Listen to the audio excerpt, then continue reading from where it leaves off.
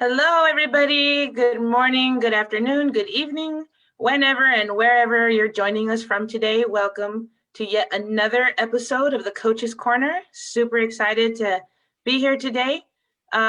We have a special episode today. So before we get into that, I want to go ahead and give a shout out to Jamie Patterson. Jamie, thank you so much for sharing all the awesome pictures and for everything that you do with your IrisVision. It's great to see that you're really enjoying it and that you're getting a lot of use out of it. So keep sharing your pictures, keep sharing your experiences. We love that. And for those of you out there, please do the same. Share pictures, share your experiences. Remember, if you have any questions or comments, you could put them in the commentary at the bottom there. Make sure you thumbs up and share this video too if you find it exciting, if you find it useful, if you feel like someone else needs to hear it, make sure you share it.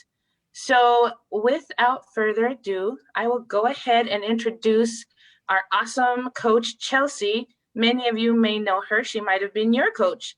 So Chelsie is actually going to run the episode today. So good morning, Chelsie. Good morning, Myrna. I am looking forward to interviewing you and our newest coach, Maico, today. Maico is the newest coach on our coaching team, and he's also a user of the IrisVision headset. Maico, good morning. Good morning, and thank you guys for having me. And also, Chelsie was my coach, as a matter of fact. Awesome. Yeah, Maico was a great student, and we're super happy to have him on board as a coach now. And I'm super happy to be here. Thanks, guys.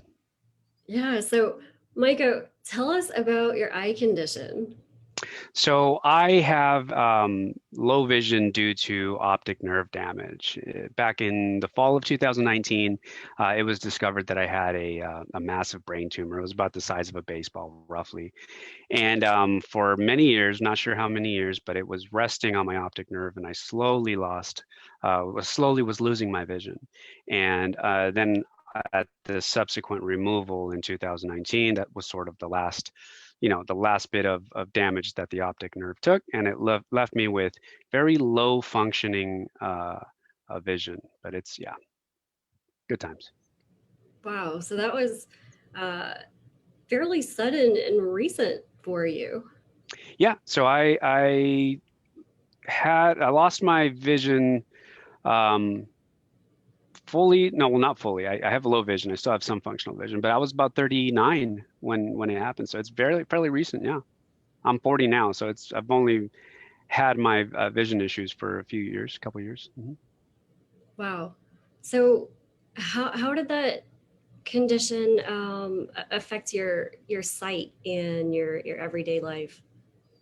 It's interesting. I describe it sort of like a target, or a bullseye. My peripheral vision is actually pretty functional. I can see better out of my peripheral vision than I can my central vision.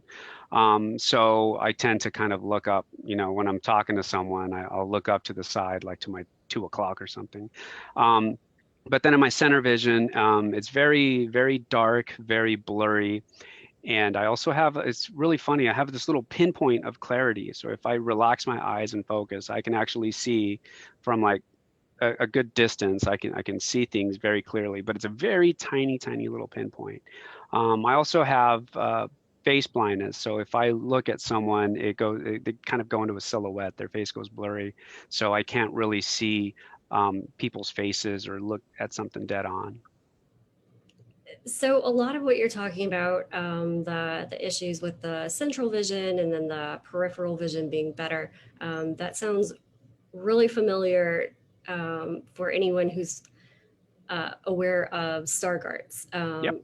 So Myrna can speak to that one. Myrna? Oh yeah, definitely sounds like Stargardts, and a few others like macular degeneration, which is also similar to Stargardt's disease. We have the same types of signs and symptoms, I guess you can say, of that type of vision loss. So with Stargardt's, yep, it's the center site that's gone. and the peripheral sight that remains. So it can be challenging to, recognize a person by their face or anything like that. So yeah, it is very, very similar to Stargardts. And that's what you have, Myrna? Yep, that's exactly what I have. And I've had my condition since I was about 12 years old. So a little bit longer than Maico. So it's pretty interesting to see the different experiences for sure. He's, later in life experiencing sight loss, and me early on in life. So I would say adapting is probably something that is a challenge. Yeah, so similar eye conditions, but different life experiences. Question for both of you. What would you consider to be your biggest challenge? And Maico, I'll ask you to go first. Sure. So my biggest challenge was adapting to sort of this new lifestyle, right? This condition came to me very later on in life. So the things that I was used to, like being able to drive, and, for example, navigate, different environments, go on hikes. I can't do those things anymore. But one thing that I have found out, that although those are challenges, that challenges can be overcome, right? And it's not necessarily the size of the load that breaks it down, it's how you carry it. And there are tools out there that can help you. There are ways to cope. Apart from personally, internalizing, like handling, how you handle difficult situations, there are tools like IrisVision, that came along and that have helped me navigate my environments and be able to live, a functional, fulfilling life, which is completely possible no matter what the adversity is. That's a great outlook. Myrna, how about Thank you? Yeah, well, for me, I would say one of the biggest challenges has been reading. So, and that means like in general, like when I'm out and about, just reading like price tags, reading labels, trying to find different signs, like believe it or not, like where's the restroom,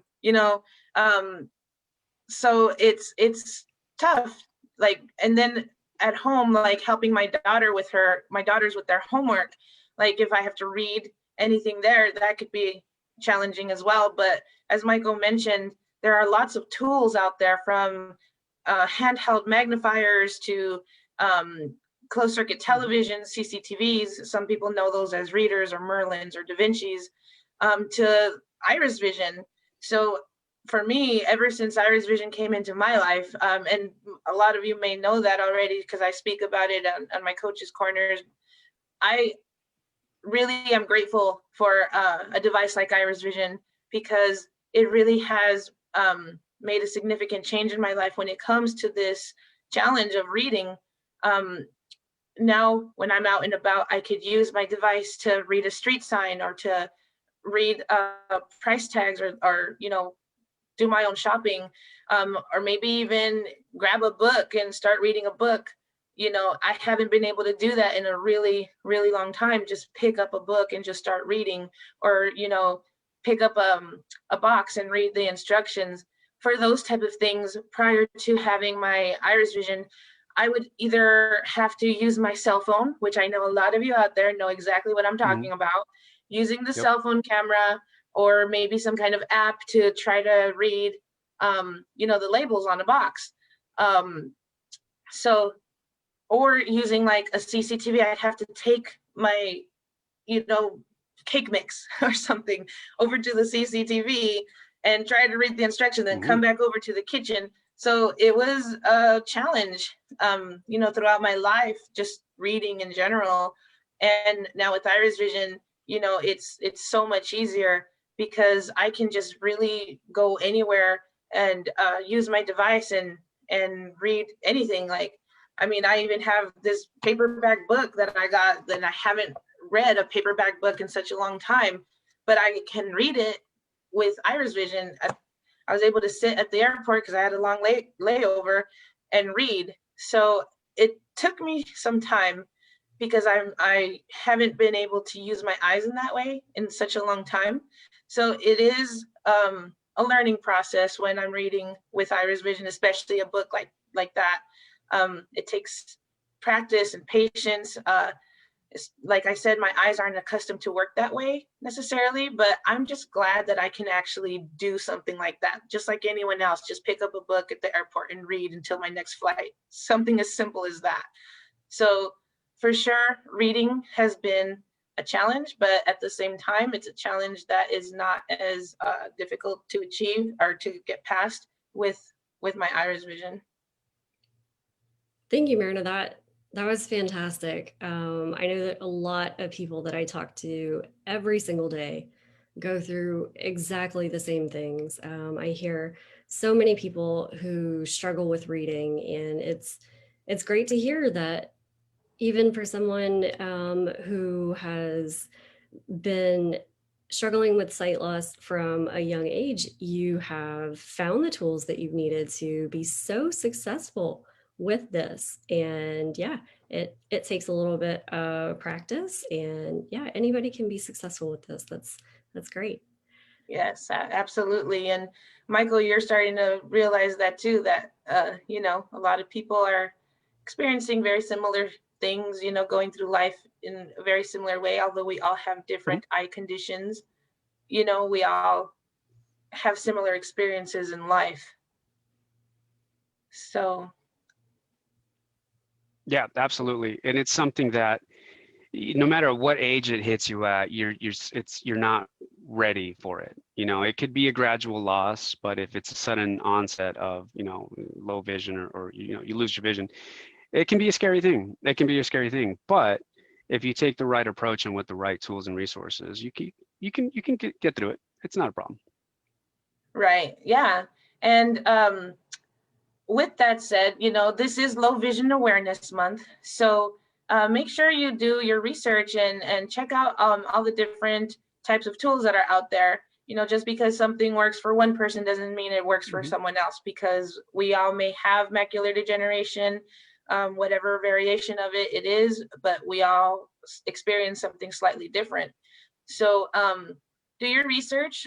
Again, Low Vision Awareness Month. So with that said, I will go ahead and pass it over to Chelsie again. She's going to give us a sweet pro tip today. We love our pro tips because we're always, for those of you who are users out there, sometimes we have questions about something, and I like to give out a pro tip each time. So Chelsie has a very special one today. Go ahead, Chelsie. Yes, today's pro tip is for the sighted caregivers and family members who are working with people who have just gotten an IrisVision or maybe getting an IrisVision. Please remember that when somebody is learning to use their IrisVision, there are no right and wrong answers. So the important thing is that the person is practicing and that they're making progress.